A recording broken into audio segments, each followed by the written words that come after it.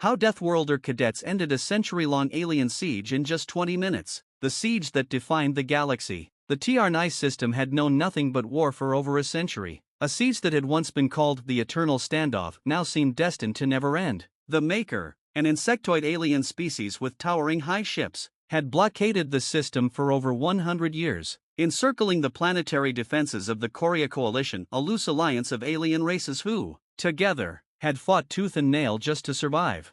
Each day was the same, a relentless grind of Maker skirmishes, probing the Coalition's defenses, ensuring the stranglehold never slackened. The Coalition sent countless pleas for help, but no reinforcements ever arrived. To make things worse, the planets within the Korea Coalition were on the verge of running out of essential supplies. Whole generations had lived under the siege's shadow, knowing nothing of peace or freedom. The system was bleeding resources, morale, and hope. That was until the humans arrived. No one had expected much from Earth when they entered the galactic stage, a relative newcomer to the wider universe. The humans, or Deathworlders as they had come to be known, were from a planet classified as a death world, an environment so harsh, so unforgiving, that survival itself was a testament to their strength. The Coalition had laughed when Earth offered military aid, but they weren't laughing now. Because the humans hadn't sent an armada. They had sent cadets. Lieutenant Saran Kaur, an imposing figure among the Korea's command council, stood at the main viewport, watching as the human cadet transport ship silently approached. He couldn't help but sneer. This was a joke, an insult. Even the Coalition had requested fleets, thousands of battle-hardened troops, and Earth had responded by sending barely trained children? These humans, they must truly think us fools. Saran growled under his breath, his tail flicking in annoyance, his large, predatory eyes narrowed as the transport finally docked with the orbital station above Korea Prime. Behind him, General Torvak, a grizzled veteran of countless battles against the Maker, merely sighed. His old, leathery skin sagged beneath the weight of years of defeat. We've got nothing left, Saran. Let them try. Perhaps we can use them as cannon fodder. The airlock hissed open, and out marched the Deathworlder Cadets. They were younger than expected, barely out of their teens, but they moved with a fluid, unshakable confidence. Their uniforms bore Earth's emblem, a stylized phoenix rising from flames. Each cadet carried themselves with the poise of someone who had already faced death and walked away unscathed.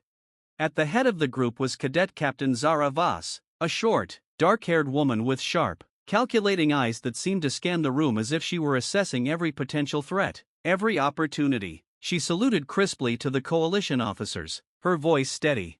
"Permission to speak freely, sir?" she asked. General Torvak raised a weary eyebrow and waved a hand. "Go on." Voss glanced at her team, a tight-knit squad of 5 humans, all standing at attention. Their expressions were unreadable, but the calm that emanated from them was unnerving. "We understand the situation," she said, her tone professional but laced with an undertone of challenge. "The siege, the Maker, 100 years of stalemate." She paused, letting that hang in the air for a moment before continuing. "Earth sent us because we're different. We're not here to play by the same rules you've been following for a century. We're here to end it." Saran snorted, his skepticism bubbling over. "End it? With what? You're barely more than children. The Maker Hive fleet is an indomitable force. They've crushed every tactic, every strategy we've thrown at them. You're cadets." Zara's gaze sharpened. "Cadets, yes, but we're also Deathworlders." Saran's scales flushed dark with anger. "And what, exactly, does that mean? That you're better than us? You think you can just waltz in and—" "It means," Zara interrupted, stepping forward, "that on our planet, everything tries to kill us from the moment we're born. The land, the creatures, even the weather. We don't just survive, we adapt, we evolve, and we fight harder than anything you've ever seen." Torvak's curiosity was piqued despite himself. "You think you can break the Maker siege?" he asked, his voice low. Zara's smile was cold. "I know we can. In fact, we'll do it in under 20 minutes. Silence fell in the room. Saran erupted into laughter, a guttural, mocking sound. 20 minutes? You are mad." But Torvak didn't laugh. He studied Zara and her squad, his eyes narrowing. "What's your plan, Cadet Captain?" Zara's expression didn't falter. "We've analyzed the Maker fleet patterns and their communication nodes. They operate on a hive mind system, massive coordination, but vulnerable to interference. We don't need to defeat them in combat, we just need to disrupt their control network. Torvak frowned. We've tried, their encryption is impenetrable. Zara turned to her team, a cadet named Enzo stepping forward with a datapad. He was tall and broad, with a confident smirk that hadn't left his face since they arrived. With respect, sir, Enzo said, your technology isn't ours. We brought something a little different. He handed the datapad to Torvak, who scanned it. His eyes widened as he saw the schematics and EMP device that targeted the specific frequencies of the Maker hive mind network, capable of jamming it long enough for a coordinated strike. It was brutal, efficient, and disturbingly simple. You've already built this? Torvak asked. We built it on the way here, Enzo replied casually. We just need to get close enough to one of their command ships. Saran's laughter died, replaced with a scowl of disbelief. You'll never get close. The Maker will obliterate you before. Not if we use the asteroid field as cover. Zara interrupted. We slip in, deploy the jammer, and in the ensuing chaos, your fleets can punch through their weakened lines, but we only have one shot. Once they realize what's happening, they'll adapt. Torvak stared at the humans, his mind racing. Could this truly work? Could these cadets actually end a century of suffering in mere minutes? His decision came swiftly. All right, he said, straightening. You've got 20 minutes. Prove me wrong, Deathworlder. Zara saluted. Gladly. The countdown had begun. The cadets prepared their gear as their small, stealth-equipped shuttle sped towards the asteroid field that separated Coria Prime from the Maker siege fleet. Inside the cramped cockpit, the tension was palpable, but not one of them showed fear. They were Deathworlders. Failure wasn't an option.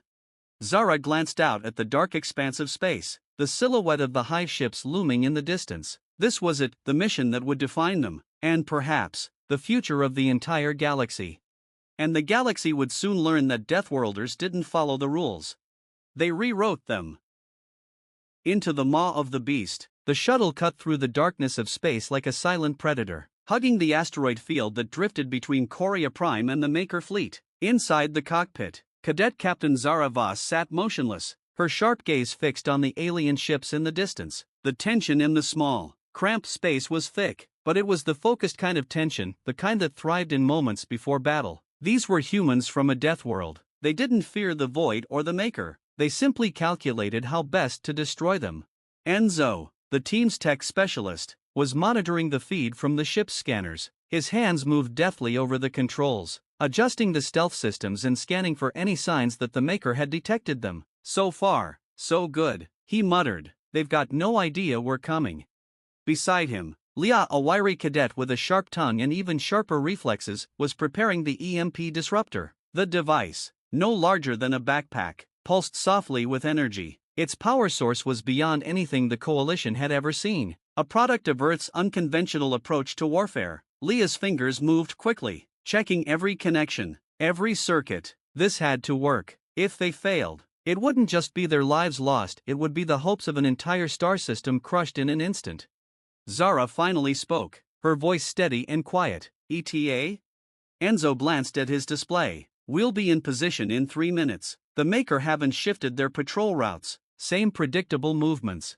Good. When we get close enough, we'll deploy the jammer and get the hell out before they even know what hit them.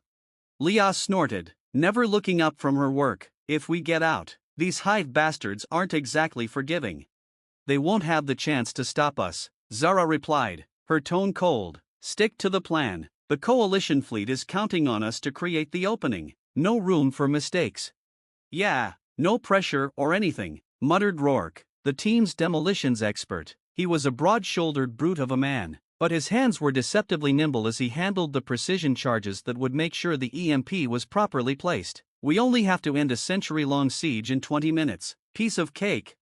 The rest of the team chuckled, but it was strained. Everyone knew the stakes. The Maker fleet hadn't been idle for 100 years. Their ships were massive, their weapons unmatched, and worst of all, they operated with a terrifying level of coordination, thanks to their hive mind. But if Zara and her team could disrupt that hive mind, even for a short time, it would be enough. The Coalition fleet, battered and bruised as it was still capable of striking hard. They just needed a crack in the Maker's impenetrable wall. As the shuttle approached its final position, The asteroid field around them grew thicker, providing the perfect cover. Massive chunks of rock tumbled lazily through space, casting shadows that helped obscure their approach. Final approach, Enzo said, his voice tight. We're slipping past their sensor net. Outside, the silhouette of a Maker Hive ship loomed like a dark, living mountain. The ship pulsed with an eerie bioluminescence, its hull made of a chitinous material that seemed to shift and flex like muscle. This close, the cadets could see the intricate patterns of the Maker's architecture, organic and utterly alien. Christ, Rourke muttered under his breath. These things are bigger than I thought. Focus, Zara ordered, her eyes locked on the behemoth ship. We get one shot. Deploy the jammer. Let's make it count. Leah moved quickly, attaching the EMP disruptor to the shuttle's exterior as Enzo made the final adjustments to its frequency. We're targeting their primary command ship, one big enough to send a ripple through the entire fleet. He explained, if we hit this just right, their hive network will fragment for at least a few minutes. Long enough for the coalition to strike. Zara confirmed. Status? Device is primed, she replied, securing the final connection. We're ready to release on your mark. Good. Rourke, prepare the charges. We need to blow this thing loose and get out before the Maker realize what's happening.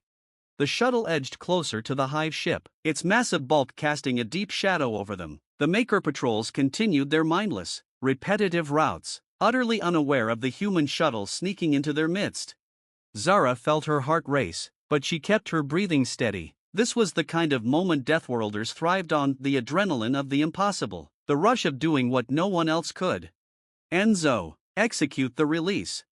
Enzo's fingers flew across the controls, and with a soft, almost imperceptible click, the EMP disruptor was jettisoned from the shuttle. It floated silently through the void, carried by momentum alone, until it made contact with the hull of the Maker command ship. Now, Zara barked.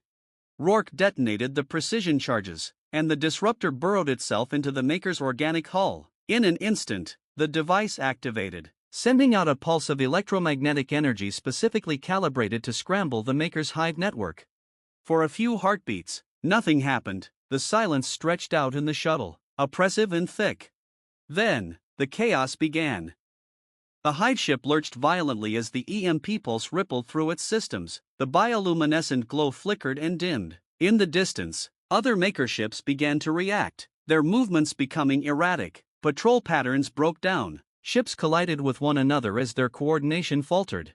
We did it, Enzo whispered, eyes wide. Zara was already moving. Pull us out, now. The shuttle's engines flared to life, and they shot back towards the asteroid field, weaving between the tumbling rocks as the Maker fleet erupted into disarray behind them. Reading massive disruptions across their entire command structure, Enzo reported breathlessly, their hive minds fragmented, they're blind. Then let's make them feel it, Zara said, her voice cold as ice. She opened a calm channel to Coria Prime's defense fleet.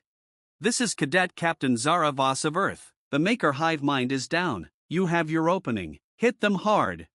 On the other end of the line, General Torvak's grizzled voice came through, filled with disbelief and rising hope. Understood. Coalition fleet, engage all forces.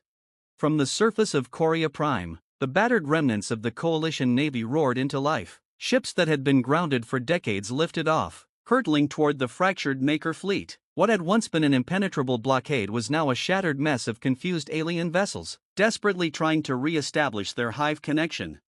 In the command shuttle, Zara watched the battle unfold on the screens. Coalition ships began to hammer the Maker with everything they had: laser fire, missile barrages, kinetic strikes. For the first time in a century, the Coalition was winning. But it wasn't over yet. Enzo, how long until the Maker restore their hive link? Zara asked, her tone sharp. He shook his head, his fingers flying over the console. Hard to say. We bought some time, but they'll adapt quickly. We have maybe 5 minutes before they start regrouping. Zara's eyes narrowed. 5 minutes is more than enough. The shuttle twisted and turned through the asteroid field, Zara's mind racing. The Coalition had their chance, but it would take everything they had to break the Maker siege once and for all. As the Maker struggled to reconnect, the humans had delivered the ultimate blow: unconventional, unexpected, and devastating. In just a few short minutes, centuries of despair would be undone. and the galaxy would finally learn what humans were truly capable of. Victory or extinction. The shuttle's engines hummed with an almost eerie calm as Zara Voss and her team raced through the asteroid field. Behind them, the once immovable Maker fleet lay in disarray. Their perfect formations, maintained through their hive mind's synchronized control, now crumbled as their ships reeled from the EMP pulse. But Zara knew better than to celebrate too soon. The humans had dealt a critical blow, but it wasn't over. Not yet. The Maker were known for their adaptability, their ability to evolve at an alarming pace, and even now, they were likely reasserting control. Status update. Zara called, her eyes fixed on the scanner. Enzo's fingers flew across the console. His usually cocky smirk had been replaced with a look of intense focus. They're starting to adapt. Their hive mind is still disrupted, but they're stabilizing faster than I thought. We've got maybe 3 minutes before their command ships regain full control. 3 minutes, Zara muttered. She glanced at Leah and Rourke. Prepare for Phase 2. We need to create as much chaos as possible before the hive relinks. Leah was already moving, pulling out another piece of tech from their limited arsenal, this one a compact packet of nanite disruptors. Rourke grinned grimly, checking the remote detonators for the charges he had placed around the EMP disruptor. Ready when you are, boss. Zara nodded, her mind racing through their options. The coalition fleet had already begun its assault, and the Maker were still scrambling. If they could delay the enemy's regrouping just a little longer, the coalition might actually stand a chance. Enzo's voice cut through her thoughts. We've got incoming Maker patrol ships, closing fast. Zara felt a cold wave of determination settle over her. How many? 3 gunships, heading right for us. They've figured out our trajectory. Can we outrun them? Leah asked, already bracing for evasive maneuvers. Negative, Enzo replied, his eyes darting over the data. They're faster than us, and they've already begun re-establishing basic communication links. If they lock onto us, it's over. Zara clenched her jaw. She wasn't going to let it end like this, not when they were so close. We don't need to outrun them, she said, her voice steady. We just need to delay them long enough to finish the mission. Zara, they're coming in hot, Rourke shouted. We don't have time to. We have to buy time. Zara interrupted, her mind made up. Enzo, divert all power to the engines. We'll head straight for the debris field near the command ship. Rourke prepared to eject the nanite disruptors. We're going to bait them into the field and force them to slow down. Enzo hesitated, glancing at her. That's risky as hell, Captain. We won't be able to maneuver well in there either. Zara's eyes were cold and determined. We don't have a choice. If we can keep them busy for a minute or two longer, the coalition can break through. This is what we trained for. Enzo cursed under his breath but did as ordered, redirecting all available power to the engines. The shuttle lurched forward, speeding toward the dense cluster of asteroid debris orbiting the Maker command ship. Behind them, the Maker gunships followed in relentless pursuit.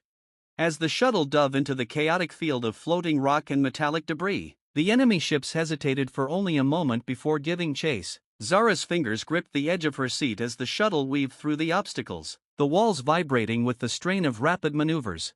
They're still on us, Rourke barked, watching the tactical display. Wait for it, Zara said, her gaze steady. Get ready.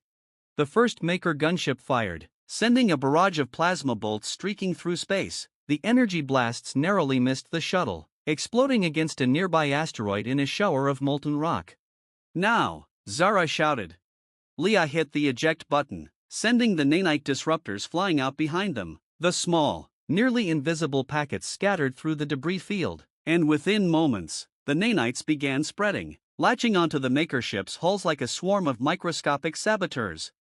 Nanites deployed, Leah reported, her voice tight with focus. They should disrupt their targeting systems. The Maker gunships, already struggling to navigate the dense debris, suddenly veered wildly off course. Their targeting systems scrambled. They fired blindly into the field, missing the shuttle entirely. Zara allowed herself a small, grim smile. That should buy us a few more seconds. We've got 90 seconds before the EMP disruptor wears off, Enzo warned. After that, the Maker will be back in full force. Then we make those 90 seconds count, Zara said. Rourke, prepare to detonate the charges on the disruptor. If we can destroy that Maker command ship, It'll take them even longer to regroup.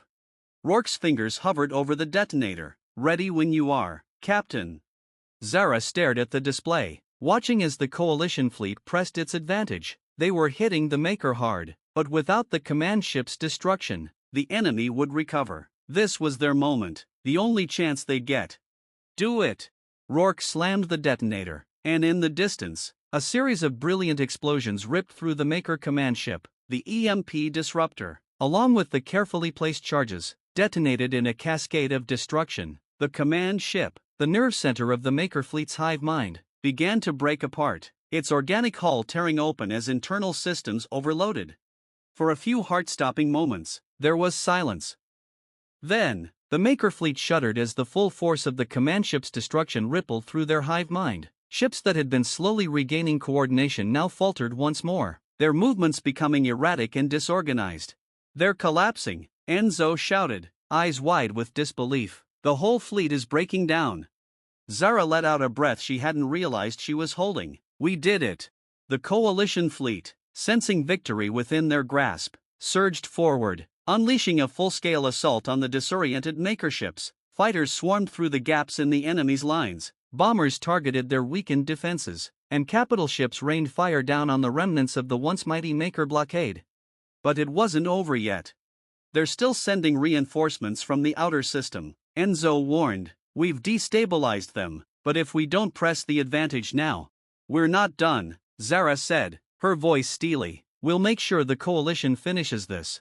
She turned toward the comms panel, opening a direct channel to General Torvak aboard the lead coalition flagship. The old veteran's face appeared on the screen, his expression unreadable. General, Zara said, the Maker hive mind is in chaos. You have your opening. Hit them with everything you've got. Torvak's eyes narrowed. You've done more than anyone expected, human, but this fight is far from over. We need to break their will to fight permanently. We're already on it, Zara replied. My team's going to disrupt their outer reinforcements. We'll make sure they don't regroup. Torvak grunted, a rare flicker of admiration in his tired eyes. Understood. You've earned the coalition's trust today, Deathworlder. Zara closed the comm and turned to her team. All right, listen up. We're not out of this yet. We need to prevent the Maker from rallying their reinforcements, or all of this was for nothing.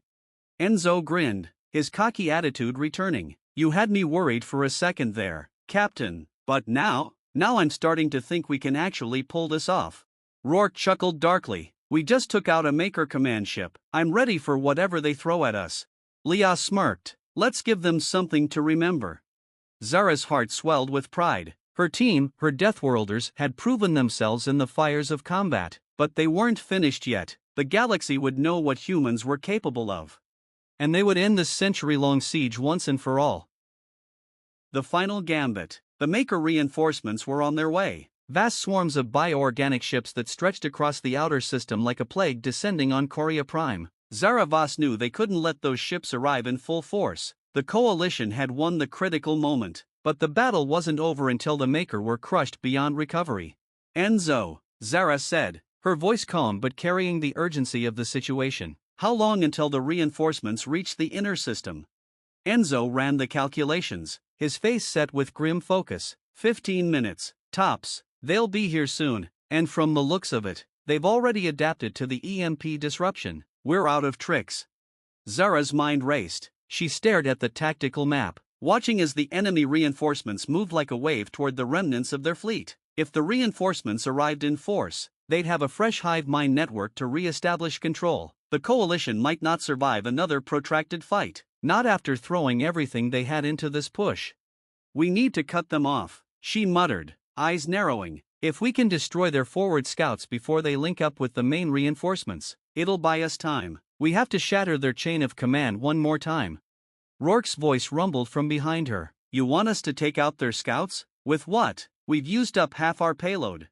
Zara shook her head, already forming a plan. Not all of it. We still have the fusion charges, don't we? Rourke raised an eyebrow. Yeah, but we were saving those for. No time to save anything, Zara interrupted. We're going to detonate them inside one of their largest ships. If we can blow it up from within, it'll create enough of a shockwave to scatter the reinforcements. Enzo frowned. We can't get close enough without being swarmed. Their forward scouts will spot us long before we're in range. Zara's smile was thin, cold, and dangerous. We won't need to get close. We'll make them come to us. The cadets' shuttle hurtled through space toward the last known location of the Maker Scouts. They were nearing the edge of the asteroid field, the boundary between the relative safety of the debris and the vast emptiness where the Maker fleet lurked. The silence was thick, broken only by the hum of the shuttle's engines and the steady breathing of the cadets as they prepared for the next phase of the battle. Zara could feel the tension mounting as they drew closer to the enemy. Every second mattered now, and every decision had to be precise. She glanced over at Leah, who was securing the fusion charges, massive explosives that would vaporize anything within a kilometer. "Charges are set," Leah said, her voice tight with focus. "We'll need to drop them inside one of their larger ships. If we can get them to chase us." "They will," Zara interrupted. "They'll sense us as a threat and react. The trick is getting them to chase us close enough to their own lines before we hit the detonator." Rourke chuckled darkly. "This is crazy, even by Deathworlder standards." "That's why it'll work," Zara said, her eyes gleaming with determination. "Enzo, as soon as we see them, kill the engines. Make it look like we've been crippled." Enzo smirked, his hands dancing across the controls. "Got it, playing dead. I like it." The shuttle neared the edge of the debris field. For a moment, all was quiet. Then, the scanner beeped. "Incoming," Enzo called out. "Maker Scout ships, closing fast." "Here we go," Zara muttered, her fingers curling around the armrest of her seat. "Everyone, hold on." The shuttle lurched to a sudden stop as Enzo cut the engines, leaving them drifting in the void. The Maker Scouts, sensing a vulnerable target, rushed toward them like predators closing in on wounded prey. Their sleek, insectoid ships moved with frightening speed, fanning out to encircle the shuttle. "They've taken the bait," Leah said, her voice edged with tension. Zara's eyes never left the tactical display. "Wait until they're close enough. We need them grouped together." The Maker ships drew nearer, tightening their circle. Plasma cannons began to glow, ready to fire, but the enemy held back, likely waiting for their full force to arrive before delivering the killing blow. "Steady," Zara whispered, watching as the enemy ships fell perfectly into position. The tension in the shuttle was electric, every cadet on edge, waiting for the moment to strike. The lead Maker ship, larger than the others and bristling with weapons, moved into the center of the formation. It was a command vessel, a hive relay. If they could destroy it, it would delay the Maker reinforcements from coordinating a full assault. "Now," Zara barked. Enzo slammed the engines back online, and the shuttle surged forward, straight toward the command vessel. The Maker Scouts fired, but Enzo's reflexes were too quick. The shuttle danced through the storm of plasma, narrowly avoiding destruction. Get ready to drop the charges," Zara ordered, her voice sharp. The shuttle swooped low, skimming just above the command vessel's surface. Leah hit the release, and the fusion charges were deployed, attaching themselves to the alien hull with magnetic clamps. "Charges are set," Leah shouted. Zara's eyes gleamed with cold fire. "Pull us out, Enzo, now." The shuttle rocketed away from the Maker formation as fast as its engines would carry them. Behind them, the Maker ships hesitated for a moment, confused by the sudden retreat. "Detonate in 3, 2, 1, Zara counted down, her voice steady. Rourke hit the detonator, and the universe exploded. The fusion charges ignited, sending a blinding shockwave of energy through space. The Maker command vessel disintegrated in a ball of fire, and the ships around it were torn apart by the blast. The wave of destruction rippled outward, scattering the remaining Maker Scouts like leaves in a storm. "We did it," Leah shouted, her voice filled with triumph. Zara's expression remained grim. "Not yet, Enzo. What's the status on the reinforcements?" Enzo quickly scanned the data, his eyes wide. "The reinforcements are scattered. The shockwave knocked out their formation, but they're still coming. We've bought the coalition a few more minutes, but they'll be back." Zara nodded, her mind working at lightning speed. They had succeeded in delaying the Maker, but the reinforcements would regroup eventually. The coalition needed to finish this, and fast. "Let's get back to the fleet," she said, her voice low. "We've done everything we can, now it's up to them." Back at the coalition's central command, General Torvak watched the battle unfold. The Maker fleet was in chaos, their reinforcements scattered, Their command structure shattered. For the first time in over a century, the coalition had a real chance to win. Prepare for the final assault, Torvak growled, his eyes fixed on the tactical display. We end this today. The coalition fleet, battered but unbroken, surged forward for the last time. Ships of every size and class opened fire, unleashing a devastating barrage of lasers, missiles, and kinetic strikes. The remaining Maker ships, leaderless and disorganized, crumbled under the relentless assault. As the coalition ships pushed deeper into enemy lines, they targeted the last remaining hive relays, cutting off the Maker's ability to regroup. One by one, the massive alien vessels fell, their towering forms collapsing in fiery destruction. Zara and her team watched from the shuttle, their faces grim but resolute. The tide had turned, but it had come at a cost. The coalition had lost many ships, many lives, but they were winning. They're doing it, Enzo whispered. The Maker are falling apart.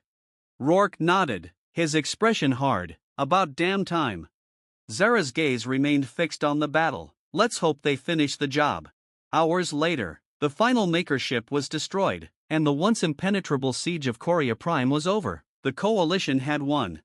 On the surface of Coria Prime, celebrations erupted as news spread of the victory. For the first time in 100 years, the people of the TR9 system were free.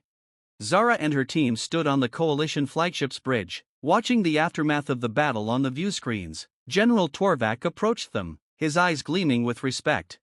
You did it, he said, his gravelly voice filled with admiration. You Deathworlders saved us. Zara met his gaze, her expression calm but fierce. We're not here for praise, General. We did what we had to do. Torvak chuckled, shaking his head. Still, the galaxy will remember this day. You ended a century of war in just 20 minutes. Zara gave a rare smile, glancing at her team. They had fought, bled, and risked everything, but they had won. We did what Deathworlders do best, she said softly. We survive, and we win.